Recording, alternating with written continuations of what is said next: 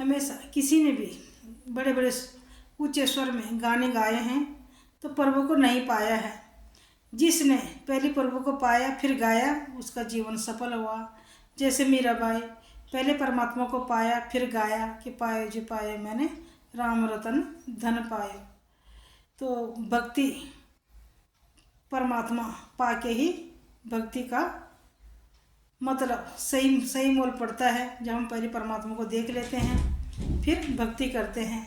उससे पहले हम कितनी भी भक्ति करें तो बात बनने वाली नहीं है, क्योंकि हमें परमात्मा के पता ही नहीं है। हम अंधकार में पहले भी थे, अब भी भटक रहे हैं, खाली नाम का उच्चारण कर रहे हैं, तो नाम से कुछ होने वाला नहीं है। हम किसी चीज़ की रटन लगाते हैं तो हमारे पास वो चीज़ नहीं आ सकती है। अगर हमारे पास पैसे नहीं हैं, हम पैसों की रटन लगाते हैं तो पैसे हमें प्राप्त नहीं होंगे। उसके लिए हमें मेहनत करनी पड़ेगी, कमाने पड़ेंगे, तब जाके पैसे हमारे पास आएंगे। इसी प्रकार से परमात्मा पाने के लिए भी हमें कर्म करने पड़ेंगे, गुरु के शरण में जाना पड़ेगा।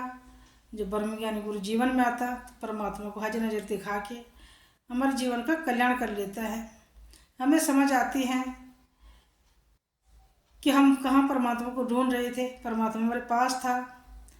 तब समझ आती है कि क्यों संसार में हम धक्के खा रहे थे, पहले क्यों नहीं गुरु के शरण में आए।